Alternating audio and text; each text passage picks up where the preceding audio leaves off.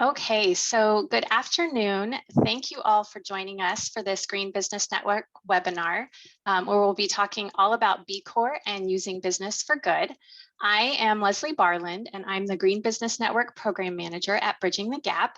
And I'm excited to have joining me today our three panelists. We've got Pip Cross, the Sustainability Lead for Barkley, Ashley Bland, Chief Operating Officer for Travois, and Stephanie Ryan, an analyst at B-Lab, which is the entity that oversees B-Corp, the B-Corp certifications.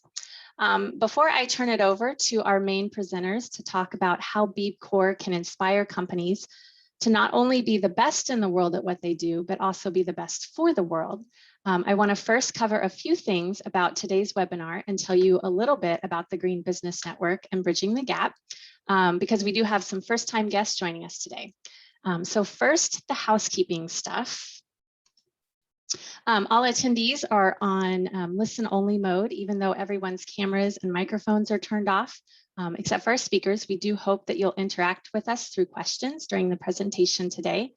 If you do have a question, you can use either the Q&A feature located in the toolbar at the bottom of your screen or the chat function. We'll keep an eye on questions submitted, and we've also got some time set aside at the end to make sure that we can answer them all.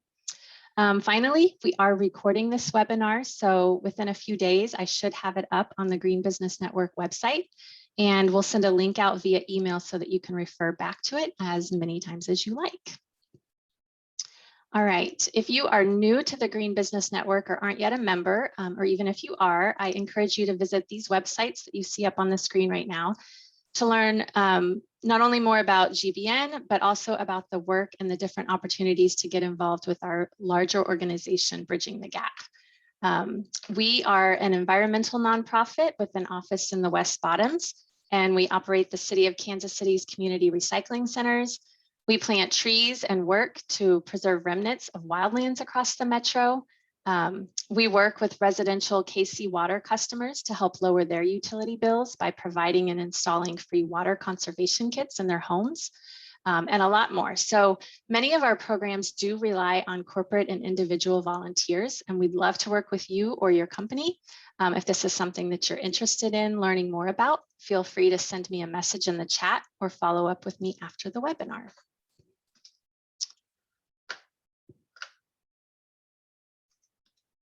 I want to be sure to recognize our Green Business Network sponsors and partners.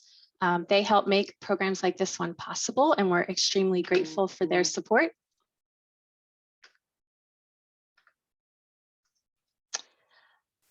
Another important way that we are supported is through our members. Many of you attending today's webinar are already Green Business Network members, and we also have folks joining us from the Kansas City Industrial Council. I thank you so much for that support. If you're not a member, I hope you'll consider joining, which you can do on our website or by reaching out to me. And we're working on bringing you a couple of more Green Business Network events this fall. One will be about composting opportunities for your company, and one taking a closer look at current policy proposals around environmental measures and how it might relate to your business. But in the meantime, I want to be sure that everyone has this great event on their calendar. Our partner, the Kansas City Industrial Council, will host its annual Sustainability Awards breakfast on Thursday, October 28th. The event recognizes and awards area businesses that have invested in projects and practices that are good for the environment.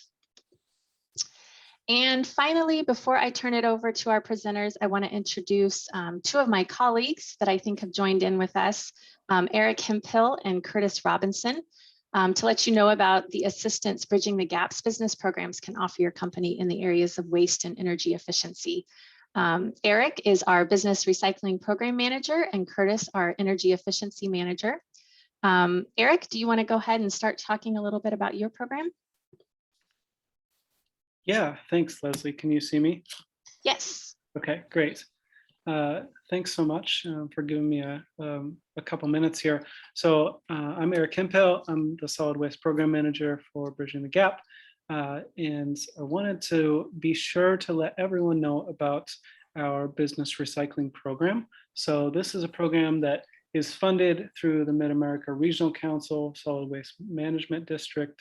And it is a completely free program because of that funding. So anyone on the Missouri side can apply for this program and be a part of this program at no charge to them. And essentially what the program is you know, a way for businesses in the metro to reduce their waste footprint. So we do that in a variety of ways. It kind of depends on the business, kind of what their needs are and what their goals are. But essentially, we'll go in and we can do some consultations. We can do some walkthroughs of your space. We can talk through what your options are for maybe new hauler contracts or to utilize the current hauler contracts you have. And then we can do some education. So I can do trainings with staff and that sort of thing as needed. So yeah, if you're interested in being a part of this this program, you can email me. My email is right there, or you can jump on to bridgingthegap.org/recycle, and we're under recycling consultations, and you can get that process started. So yeah, I'd love to hear from anyone. And yeah, thanks again, Leslie.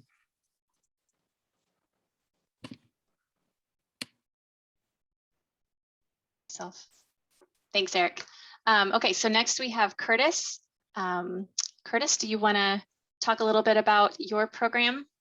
Yes, can you hear me okay? Yes. Okay, excellent. Okay, my name is Curtis Robinson. I'm the Energy Efficiency Manager at Bridging the Gap here, and we work in conjunction with Evergy, the local utility on the Missouri side, and we offer rebate incentives, or Evergy offer rebate incentives. I want to make sure that you guys are taking advantage of Evergy's standard rebate incentives and custom rebate incentives. If you have standard rebate incentive projects, anything under $10,000 does not require pre-approval. So if you haven't done the low-hanging fruit, such as lighting, I encourage you to take advantage of those rebate incentives and upgrade if you have office lighting, parking lot lighting, garage type lighting, anything along those lines.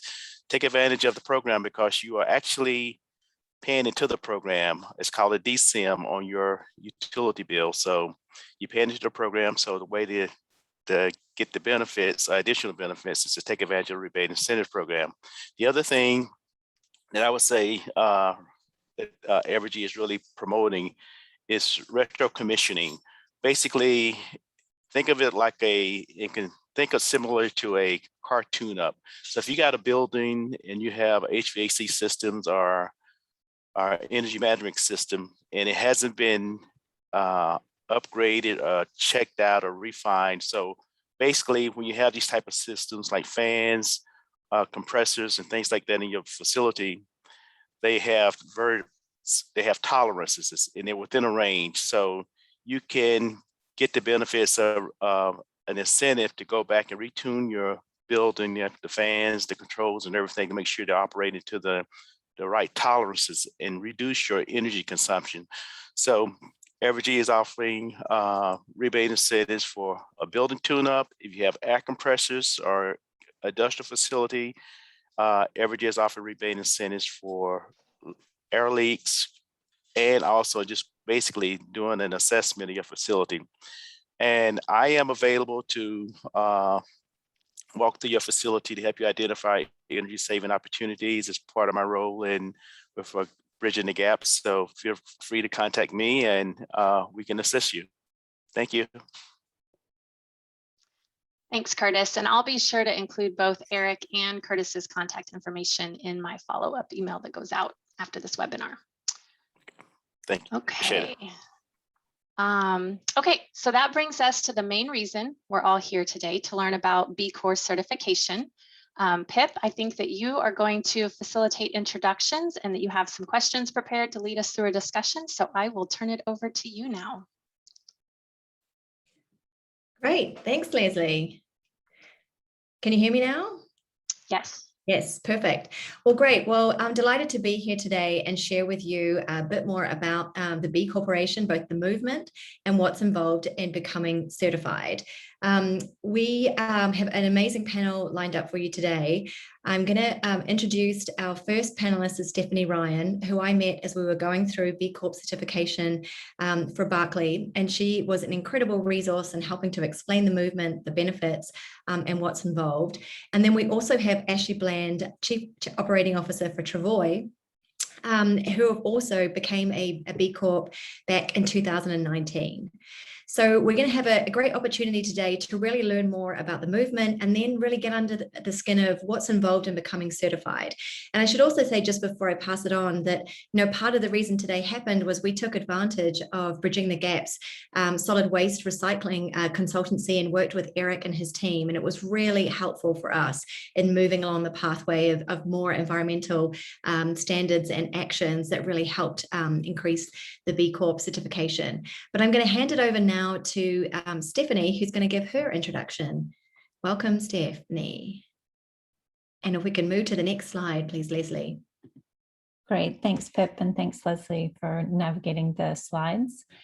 So there are a number of B's in this conversation. Feel free to ask questions if you're getting disoriented. See if I can sort it out to begin with. B Lab is the nonprofit that I work for, and we are mobilizing a global movement of business using business as a force for good. Our vision is one of being creating an inclusive and equitable and regenerative economic system. So it's really about economic systems transformation for the people and planet. And the primary change agent for us in doing that is business. We believe that businesses can be a force for good, and we're looking to really redefine what does success mean in business. Oftentimes we compete to be the best in the world, and we have changed that up a bit to say competing to be the best for the world. So when you do well in your business, you do well by all stakeholders. And we're lucky to have Travois with us today as an example of one of those best for the world winners. So next slide. So if that's the context, I wanted to give you a little bit more of a sense of how we see ourselves going about accomplishing this. More specifically, B-Lab US and Canada is really serving the the community of certified B Corps. Our job is to cultivate that group of credible companies, to mobilize them and to bring their collective action and voice towards economic systems transformation. How we've accomplished that so far is in creating our standards, which companies use either the B Impact Assessment or the SDG Action Manager to measure their impacts. We have over 150 users on our B Impact Assessment, and last year we launched the SDG Action Manager with now 16,000 adopted.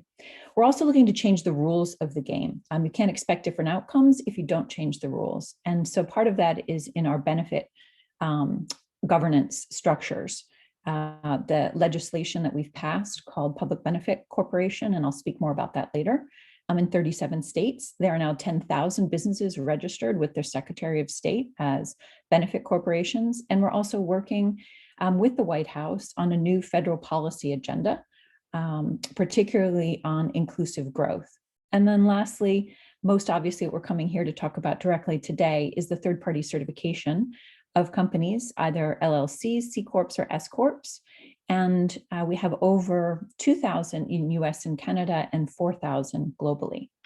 And you can go ahead and click to the next slide. So the trends, one just before that is, there you go. So the trends that we've seen in the last number of years has often been about third-party certifications for products or processes. So like USDA for food or fair trade, Energy Star ratings. So these are specific to a particular product or process. If you think about B Corp certification, it's looking at the whole company. What are their operations as a whole as a business? And then more specifically, next slide.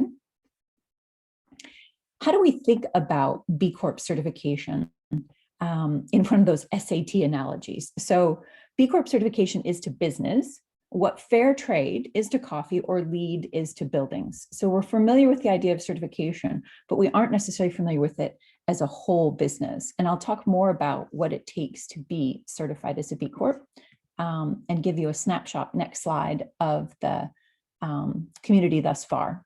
So I mentioned we have 4,000 companies certified. That's a global metric. across 65 different countries, representing over 150 different industries, with this one unifying goal of business as a force for good. And over on the other side, if you can read it, is a little bit of a breakdown. Approximately half of those are in the United States and Canada. That's where we began about 15 years ago. And then Sistema B represents Latin America. We're in Europe, the UK, Australia, New Zealand, East Africa, and Taiwan. And next slide. So that takes us to what does it take to be a certified B Corporation? It's essentially a three-legged stool. You meet a set of performance requirements. The B Impact Assessment are standards that I was referring to. You need to have a score that's verified of 80 or above. It's a free and confidential online assessment that takes into account positive impacts. So we give you credit for what you do. We don't ding you for what you don't do.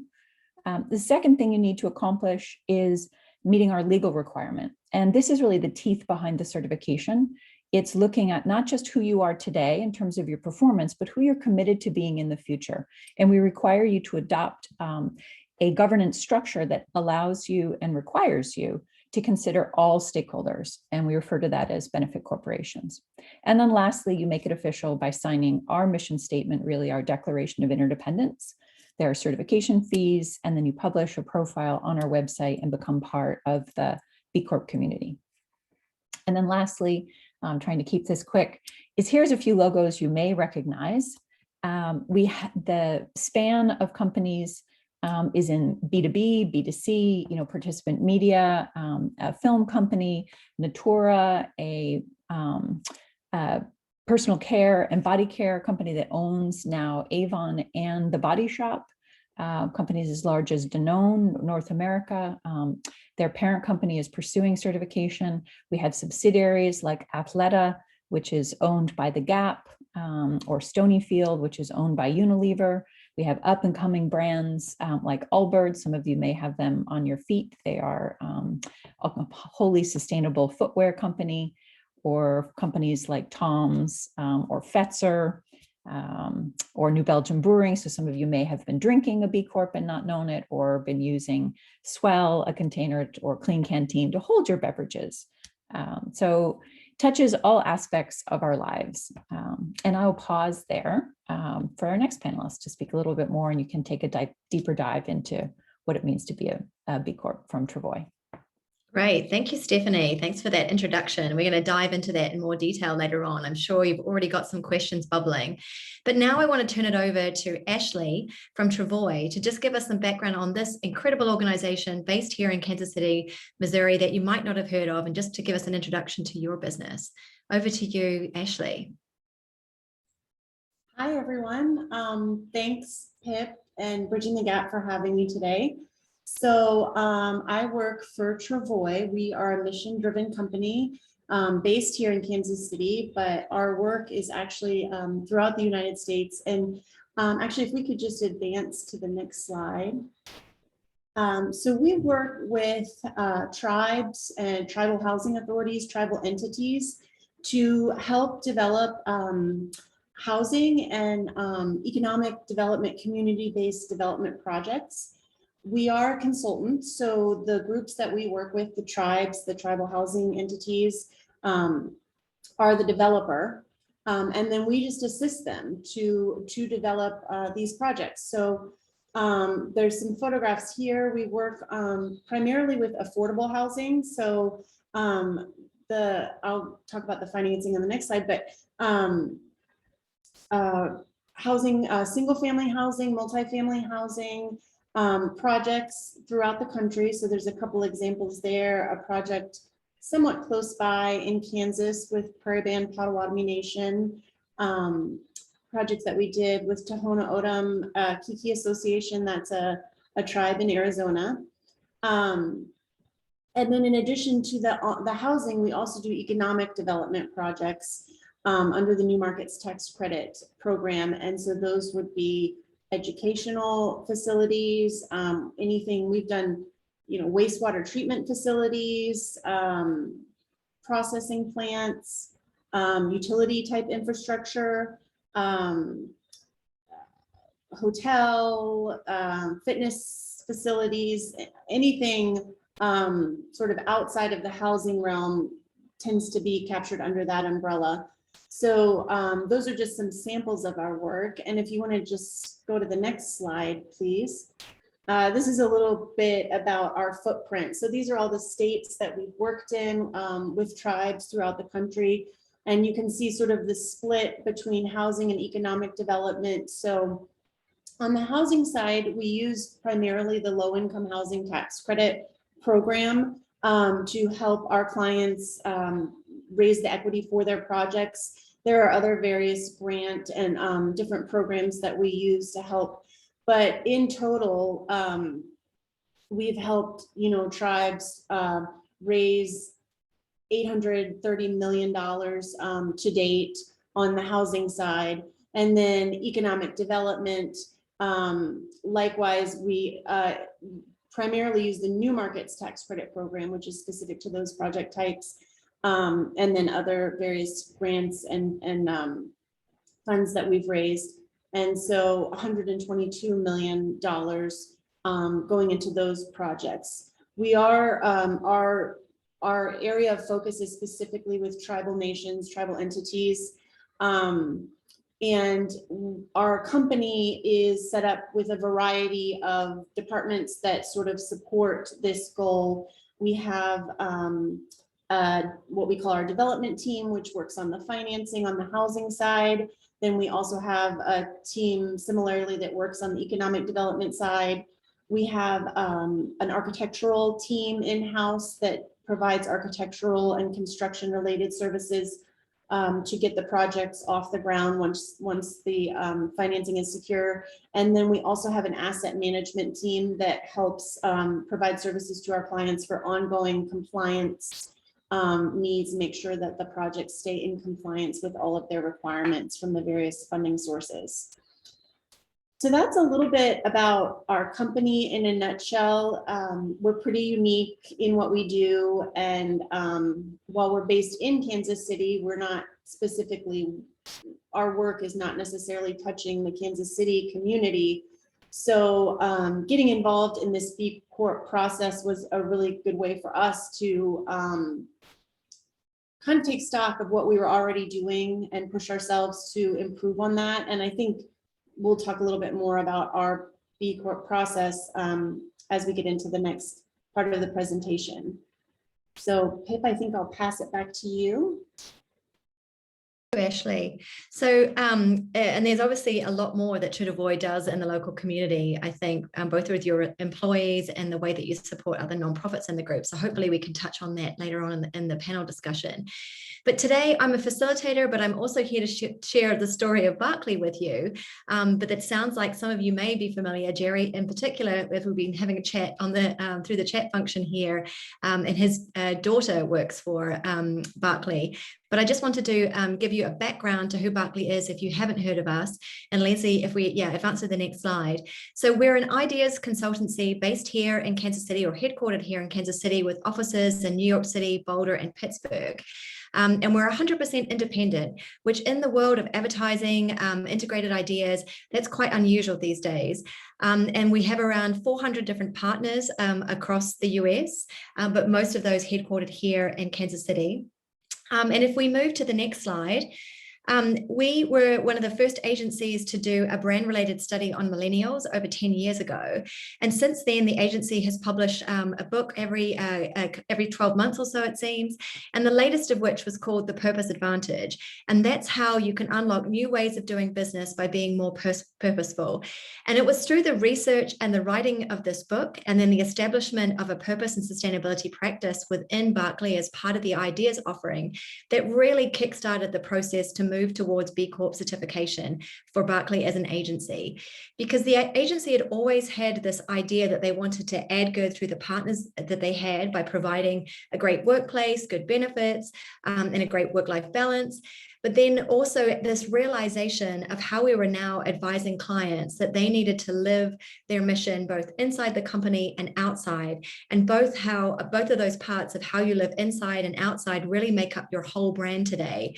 It was based out of that idea of what we were advising clients, that we then felt that we needed to do the same as a consultancy for ourselves. And so we started on the B Corp journey. And if we move to the next slide, we went through the process and we expanded the Add Good strategy. And we published the first impact report in 2019, which really documented the key I guess, talking points and metrics that we were measuring as part of B Corp that we felt that both our internal audiences and our clients should know about what we did. And one of the most important things that we found was, as part of the questions, questions in the customer section is about what part of your revenue is coming from businesses and clients that add good.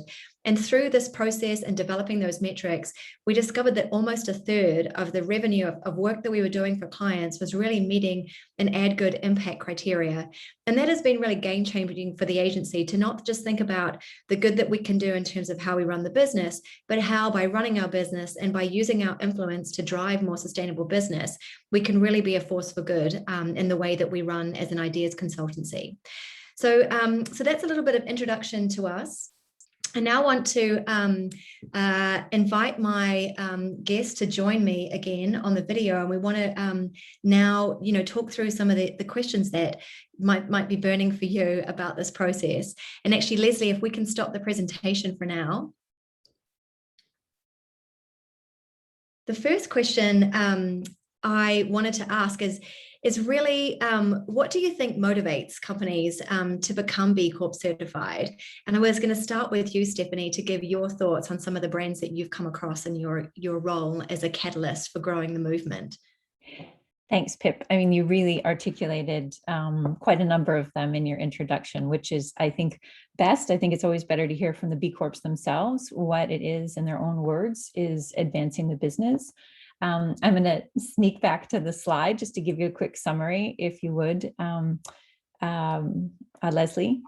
And so first off, it's about leading a global movement, because we can't do economic systems transformation on our own. It's a community-wide effort. And so it's a way of tying your brand to a larger movement, and a way of seeing that the success of your business is fabulous. And sometimes the success of your business needs to go outside the walls of your business to touch the communities you're a part of, to take into account the environment that you're with, to really look from a different perspective at what's the impact, like you're saying, a third of your business you're realizing is creating good in the world. And how can we see our businesses as an engine for that? A lot of companies are already doing good. Like B Corp certification didn't suddenly make companies good. They were good already. This gave a designation, though, in the marketplace to differentiate companies from the ones who claim to be doing good, from the ones who are actually doing good. And so it's about verification, because it's a third party certification, and it's about kind of giving you bragging rights, not so much always advertising, but really getting a chance to be proud of what you're doing already. And by going through the B Impact assessment, you're already on a track for improving your performance. Companies often will say, wow, we've thought about this, but we haven't done it. And it's the impetus and the energy to get that moving, or a recognition that they're doing this already, but they haven't formalized it in protocols, and particularly for companies that are smaller. And it's a really good structure and guardrails to understand what does it mean to grow sustainably over time. So it gives them an opportunity to have that sort of comprehensive look at their business. Pip can speak much more eloquently to why the millennials really require a sense of purpose where they work. It's a great way to attract talent. It's a wonderful way to engage your companies in a different conversation. And when you can engage engage your employees, and when you engage them, they get more innovative. And so that drives productivity and innovation. It also reduces your HR costs because they don't leave as readily. They're motivated by coming to work. That same level of learning and enthusiasm is shared across the network. So companies with shared commitment to some of these very challenging conversations and horizon lines of, say, net zero 2030, like we don't really know how to do that, and we need to learn that amongst each other. So we have business networks that are forming even within the network and the community of B Corps who are committed to specific issues, whether that's racial justice or climate justice. Protecting your mission, I alluded to when we talk about changing the rules. How do you know that a company is going to be run with the same values if the leadership changes, or if suddenly they are sold, or new investment comes in? And so the legal framework helps protect that mission as you scale. And it also helps attract outside investors, private equity investors, who are particularly keen on environment, social, and governance structures. So that's a quick answer. I might have overslided us in terms of, and you'll get these slides later. I want to open up the conversation though for other questions if we want. I love this framework, and I think we can probably all add different pieces to it. I mean, Ashley, do you have any anything that stands out for you in that list that Stephanie's presented? Well, I just, want to echo what Stephanie said. As a smaller company, for us, this was something that was a little bit, part of it was sort of taking stock of what we were already doing, and we knew we were highly motivated to take care of our staff, make sustainable choices in terms of our office space and the things that we do in our office building. But to take the time to actually formalize that and put into place policies and procedures that for things we were already doing, maybe loosely, maybe had been doing for a long time, that was a big part of it for us, for sure.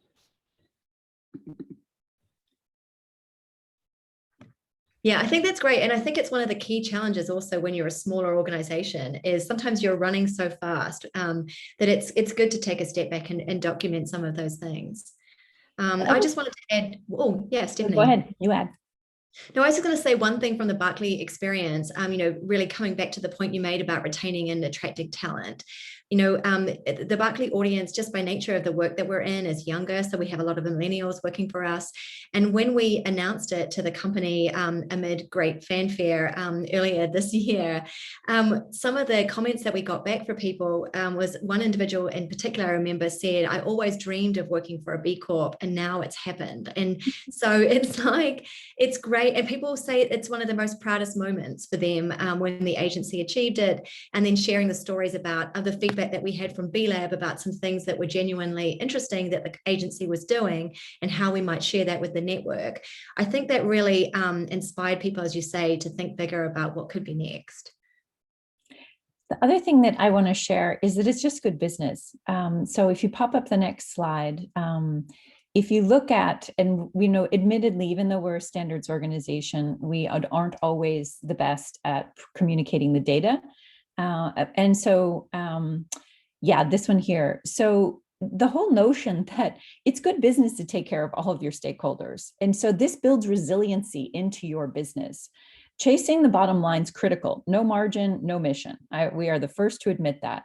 But when you start to build resiliency in your business, you're really creating value for the long term. And this is how we have seen some of the bounce back under this incredibly difficult time for business.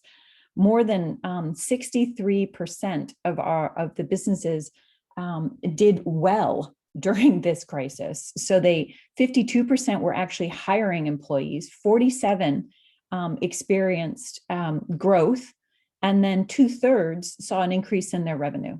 And so that's a testament. Like sometimes success is just right down in the numbers. It's not always so intangible.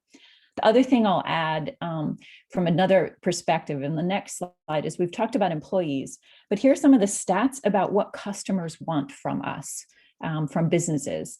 83% are now saying that they will choose a brand that's sustainable, but 86% say it's difficult to know what of those brands are sustainable. So this trust challenge. And then during COVID, 85% have increased in terms of them paying attention to sustainability as a mark of kind of coming through what's important.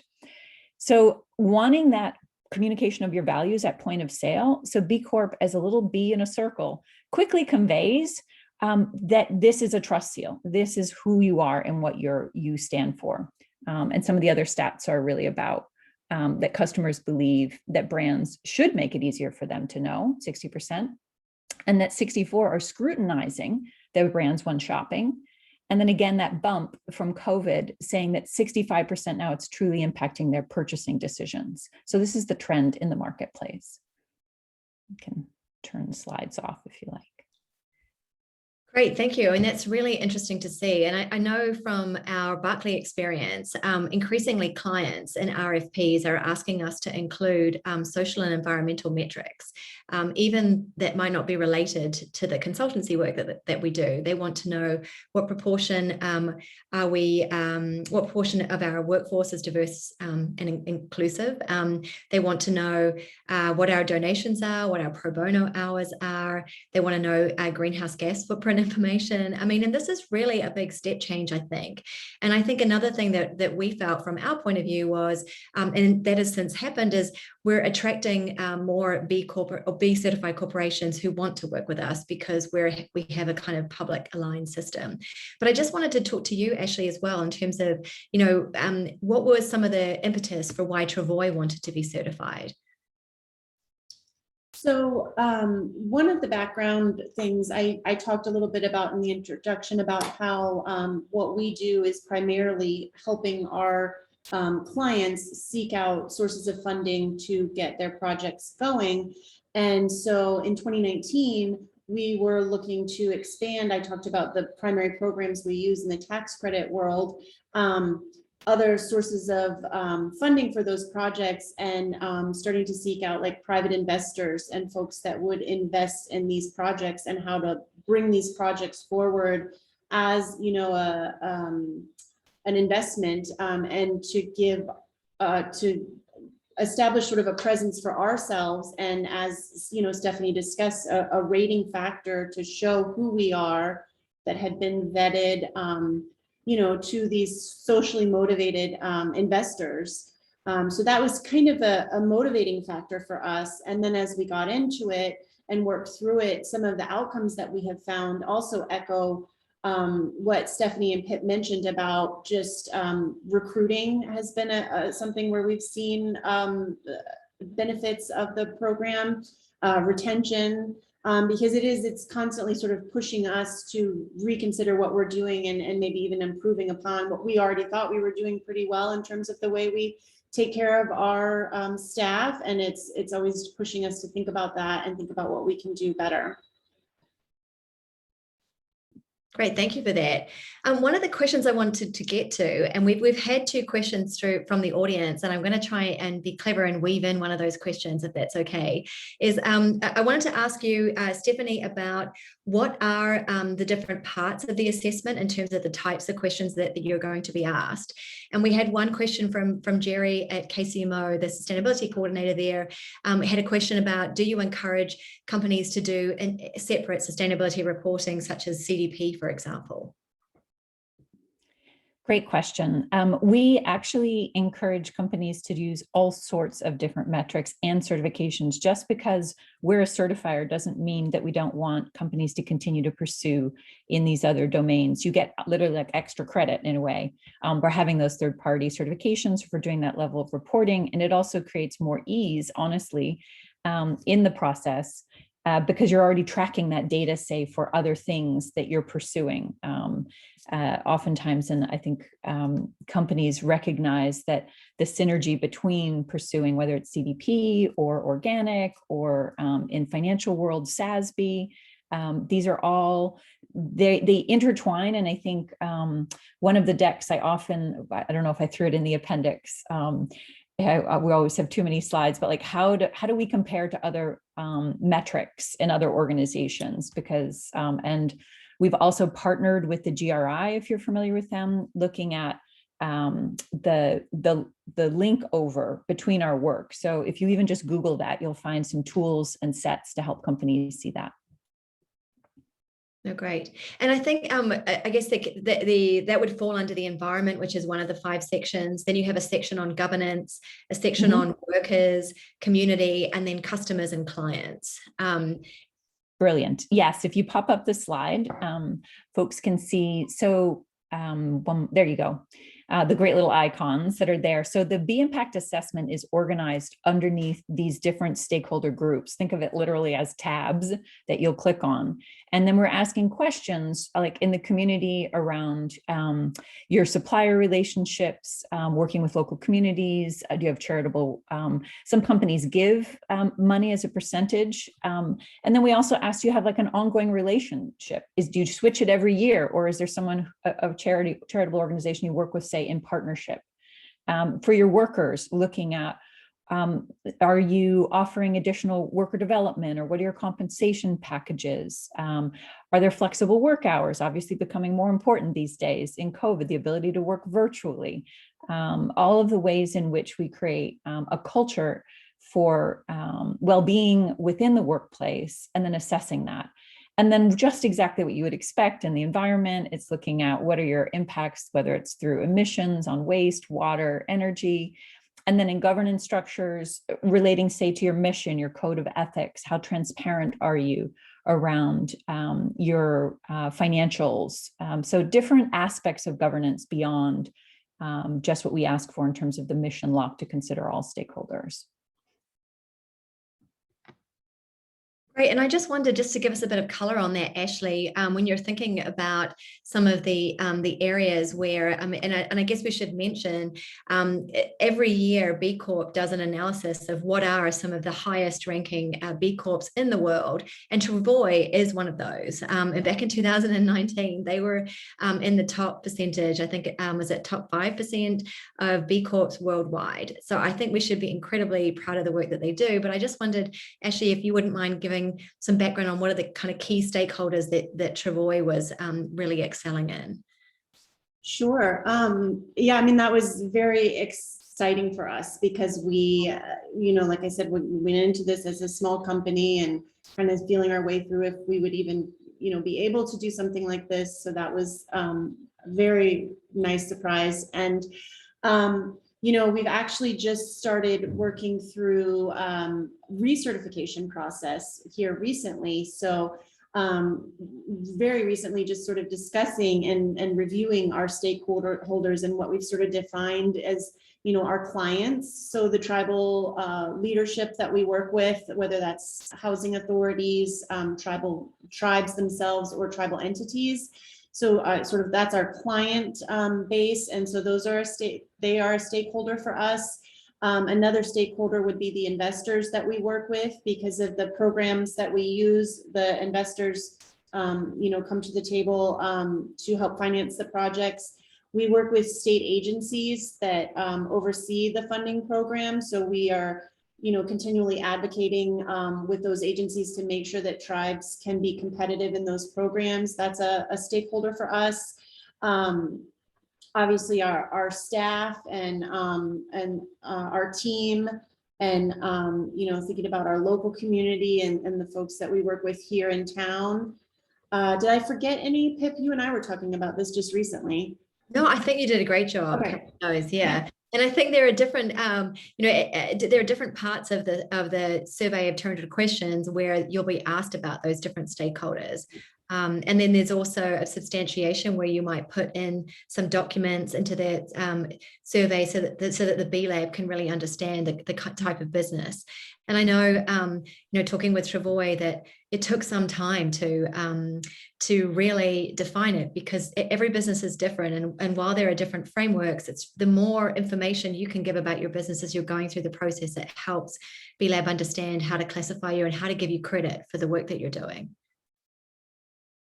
I don't know, Stephanie, have you had a comment on that? But we've actually had a question from Bill Roush, and he asks, what are the legal liabilities to consider with the different stakeholders? Legacy companies get sued when they don't meet the needs of stakeholders. Do stakeholders have a way to resolve conflicting claims for actions? So I wondered whether, is it a tough one to throw your way, Stephanie?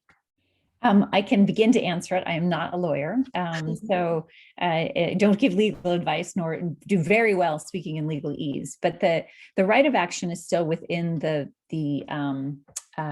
directors of the company. So they aren't necessarily eligible to be sued in that way. What we've essentially done is broaden fiduciary responsibility. So we've given them a broader choice about what it is they can consider and what they can do. And arguably, one of the times that becomes most important is potentially with the sale of a business. So imagine a privately held business is potentially going to be sold. There are multiple offers on the table. Under current law, companies are required to maximize shareholder return. So they have to take the largest offer. If they were a certified B Corp and they had adopted the legal framework, either as a public benefit corp or if they're an LLC by amending their articles of incorporation, they now have a choice. They could choose to take the offer, which might be lower, but is more aligned with the values of the company, with the way they believe their employees will be treated in terms of the culture or the stance environmentally that company has. And so, it's trying to create safe harbor, I think is the language, for companies to operate with consideration of all these stakeholders.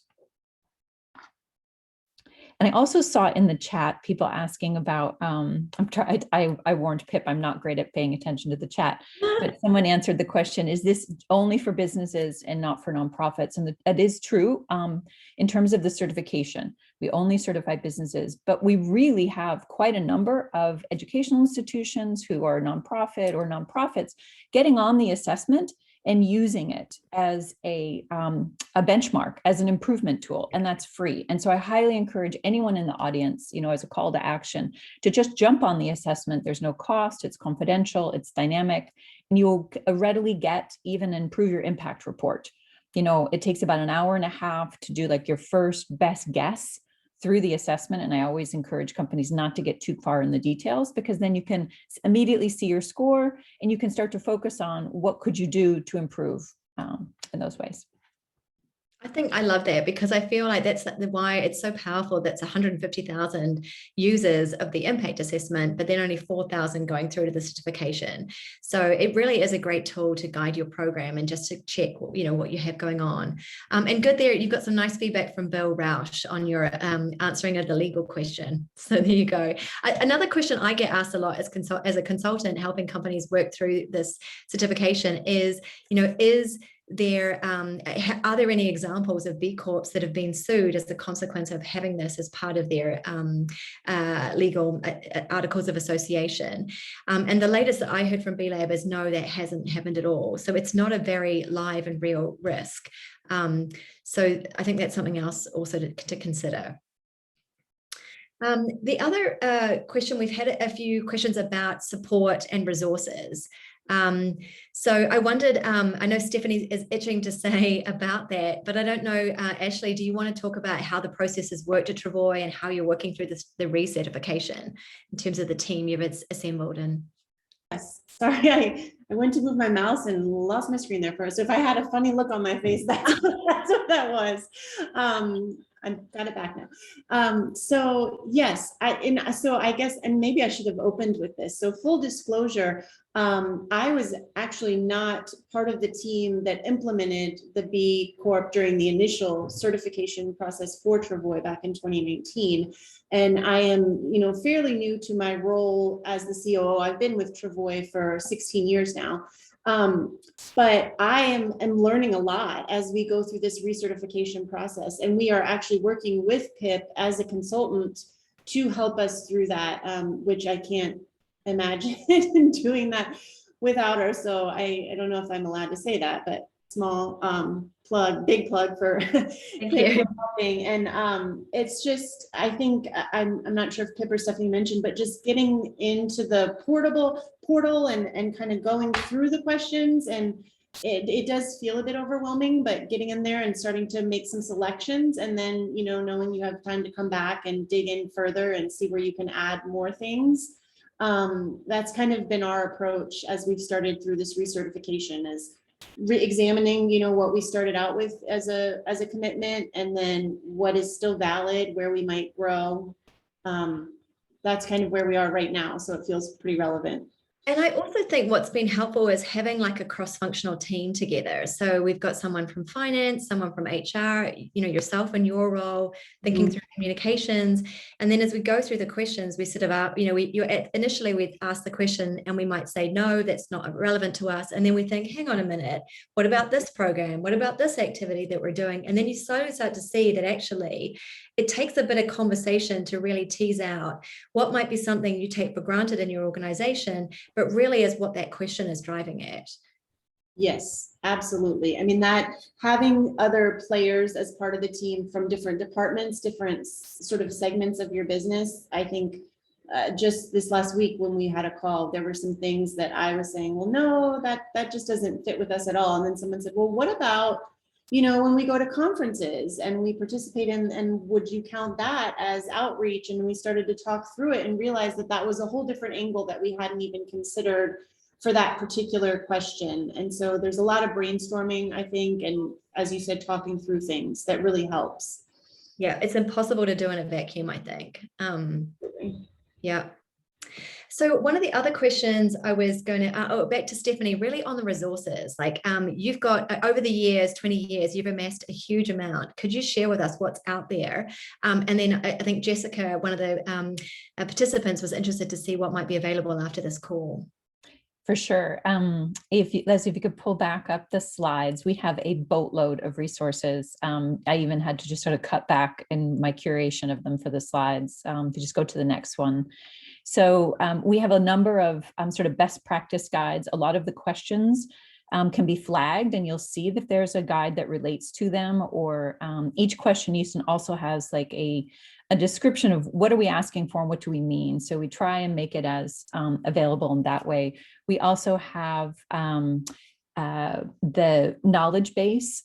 So it's built into the assessment, so that there's frequently asked questions. You can search by those. So there's lots produced there. We have multiple different websites, frankly. The Be Interdependent website is our global website, and they curate a number of resources, including anti-racism resources and climate change issues. We also have lots of stories that come from Be the Change Media. And then if you flip to the next slide, in terms of resource libraries, so you'll get this slide deck after, and these are all live links. Particularly, how do I go about improving my score? How do I understand more about this legal requirement, which is the playbook? If I'm wanting to pursue climate justice within our own organization, regardless of whether you pursue certification, we have a free climate justice playbook, as well as resources around anti-racism. And then within the Be Impact assessment, there's a number of different tools that you can use to help improve your score, and then always the ability to potentially submit a ticket to the team and have that answered. So no shortage. If you've got the time, we've got the resource. Remember, we are a nonprofit, and so our mission is education. So that's actually another great question that I think Jerry had was, are there any other certifications that are relevant for nonprofits? And as a nonprofit, are you aware of any? There is, and I've been trying to think that, but since I can't multitask well, I almost tried Googling it, but I was afraid I would miss what was being said. I've spoken at a conference before, like many years ago, probably 7 years ago, that I've been trying to think of. Brain after 50 just doesn't work. And so they do look at primarily like how nonprofits manage their financials and do leadership development, and I just can't pull it up. It's not, it's somewhat of an equivalent. But we've just not put our attention on nonprofits. So I can follow up with that with Ashley, and once my brain kicks back into gear. My apologies. That's great. And then we've only got a few minutes left. So out to the audience, if there's any more burning questions you have, please put them in the Q&A or put them in the chat, and we'll try to answer those.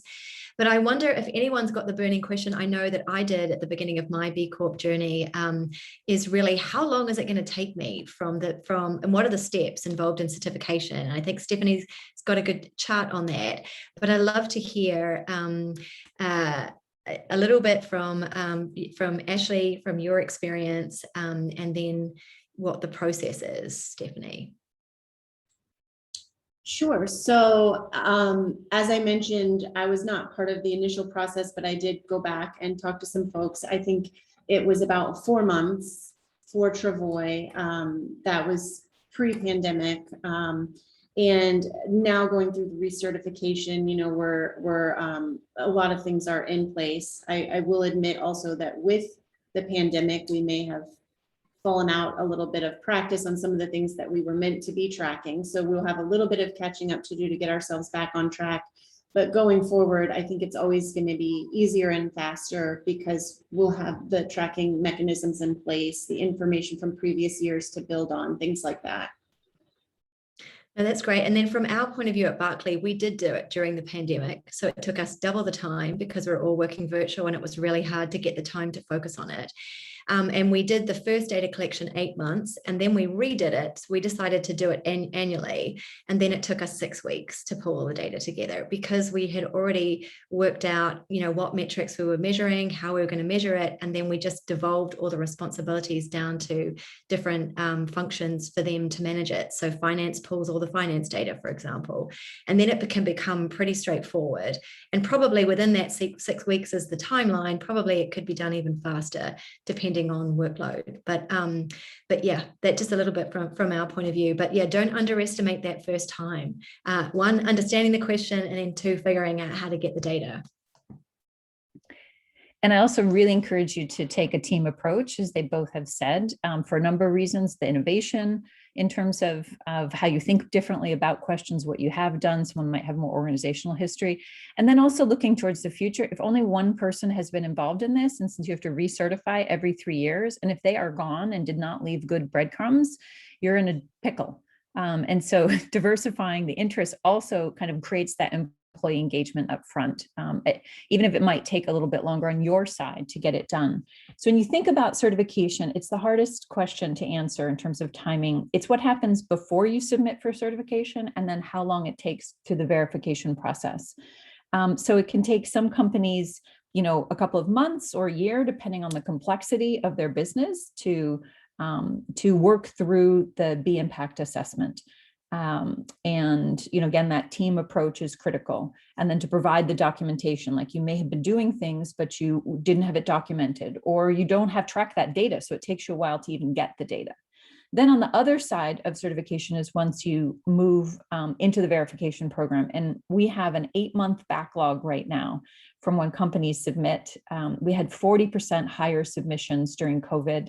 And have doubled our staff in verification, are now using piloting an outside staff to be doing that work to try and clear the backlog. So pretty much if you haven't submitted in this year, there won't be companies certifying. It takes like almost, we're in that sort of 6-month range. So this is a commitment for the long term.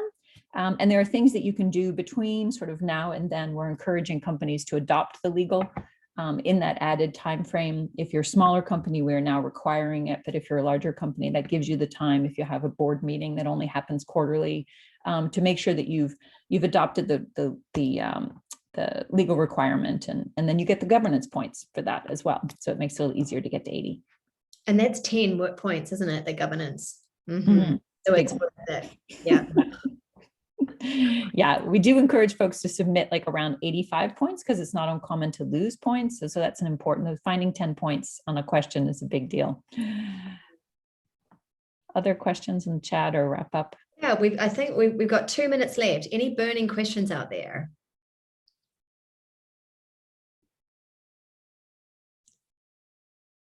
Well, as I say, we'll be sending out the presentation that we've shared with you from today's meeting, which has got a huge amount of resources in it.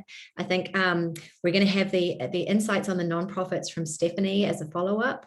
But yeah, please, reach out to us. I think I've put our emails on the document as well if you have any questions that we can help with. And I think probably Stephanie would say use the resources first, because she's a very in-demand person. So we're very lucky to have her with us today.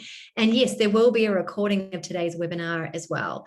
So you can come back and revisit or share with other colleagues.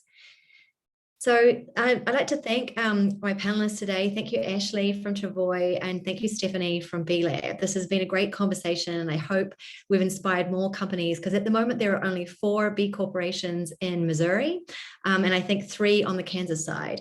So if you're interested in joining B Corp, we would be more than more than delighted and open to helping more companies in our area obtain certification and be a business with a mission to be a force for good. So thank you, everyone, today. Thanks so much for hosting, and thanks for really advocating with your own leadership and by example. Both the B Corps you have in the area are stellar, and it's wonderful to have a network that's bringing together the conversation. Thanks again, Leslie. Yeah, thank you so much. Pip and Stephanie and Ashley, I appreciate your time so much, just sharing your knowledge about B Corp certification and your experience with it. As Pip mentioned, I will get an email out later this afternoon, hopefully, with the recording as soon as it's done downloading in the slide deck. Please don't hesitate to reach out to any of our 3 panelists or to Eric or Curtis and myself if we can help in any other way with your business efforts or your sustainability efforts. And yeah, I think that with that, we will go ahead and end today's webinar. I want to thank everybody for attending today and wish you all a wonderful rest of the day. Bye.